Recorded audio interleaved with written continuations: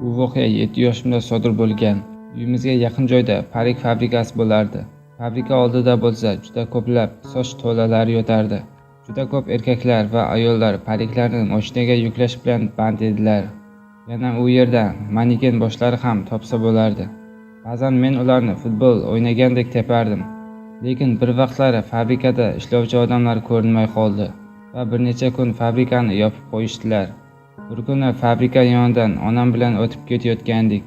U yopilgan fabrikaga qarab turib, aytishlaricha, shu kunlari pariklar yaxshi sotilmayapti ekan. Menimcha fabrikani butunlay yopsa kerak, dedi. Bir kuni kechgacha do'stlarim bilan bekilmachoq o'ynayotgandik. Qish kunlari bo'lgani sababli allaqachon qorong'u tushgan edi.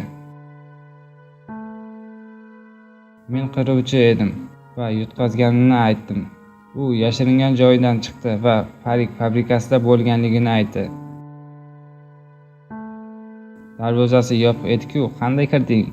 Orqa tarafga borsang, devor yonida qutilar bor. Ularning ustiga minib, deraza orqali kirsa bo'larkan. Derazadan kirgach, qaytib chiqish ham qiyin bo'lmas ekan. Bu yaxshi fikr deb o'yladim. Keyingi o'yin boshlanganda bitta do'stim bilan fabrikaga kirib ketdik. Qutilar ustiga chiqish va ichkariga kirish aytganidek oson ekan. Oyning yorug'ligidan deraza orqali fabrika ichkarisi ko'rinib turardi. Pariklari bilan maneken boshlar tokchalarga joylashtirilgan ekan. Barchasi devor tarafga qaratilgani sababli manekenlar faqat orqa tarafi ko'rinib turgandi. Bu qora sochlar buncha qo'rqinchli deb o'yladim. Lekin bekilmachoq o'yniga chalg'ib, bu holat uzoqqa cho'zilmadi. Shunday qilib do'stim bilan kulishib, qidiruvchini kutib o'tirgandik. Biroz vaqt o'tdi, lekin undan darak yo'q edi. Biz esa asta tashqariga chiqib ketdik. Kechki ovqatdan oldin yana bitta oxirgi o'yinni o'ynashga qaror qildik. Bu safar ham men qidiruvchi bo'ldim. 10 gacha sanab do'stlarimni qidirib ketdim. Va nihoyat ikkita do'stim qoldi. Jilmayganimcha parik fabrikasi tomon yo'l oldim. Derazadan boshimni tiqib shunday deb baqirdim.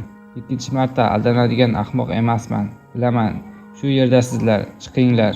Javob bermagan sababli ularni topish uchun kirdim. Shunda oldingidan o'zgacha g'alati nimanidir sezdim. Barcha devorga qarab turgan manekenlar orasida faqat bittasi menga qarab turgandi. Uning ko'zlariga qaraganimda badanim muzlab, yuragim yorilay dedi. Boshqa manekenlardan farqi uning tanasi bor edi. Qo'rqqanimdan baqirib, yig'lab yubordim. Hech kim eshitmagan ko'rinadi. Bitta odam ham kelmadi. Maneken har tarafga qimirlab yoki biroz aylanib turgandi. Qo'rquv bosilgach, yaqinlab ko'rishga kuch topa oldim. Yuzini ko'rganimda oqarib ketgan va ko'zlari qotib qolgandi. Balkonda osilib turgan katta yoshdagi odam edi. Uning yuzlari va butun tanasi men tarafga qarab turgandi. Dahshatdan tashqariga chiqib ketdim va uyga yig'lab bordim. Uyga borib, ota-onamga bo'lgan barcha narsani aytib berdim. Ular ham darhol politsiyaga qo'ng'iroq qildi.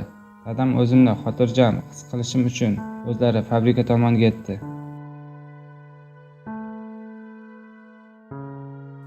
Lekin baribir o'sha tunni uzoq vaqtgacha qo'rqinchdan uxlay olmadim. Keyinchalik ko'p narsa ma'lum bo'ldi. Fabrika moliyaviy tomondan juda qiynalayotgan ekan. Fabrika egasi bo'lsa shu sababdan qarzga botgan. Fabrikani yopib, o'zini osgan ekan.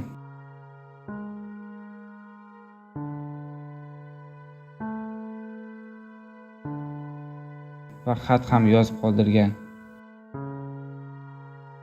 Bunday narsani oldin ko'rmaganim sababli menga qattiq ta'sir qildi. O'shandan keyin filmdagi osilgan odamlarni ko'ra olmasdim. Hatto hozir ham.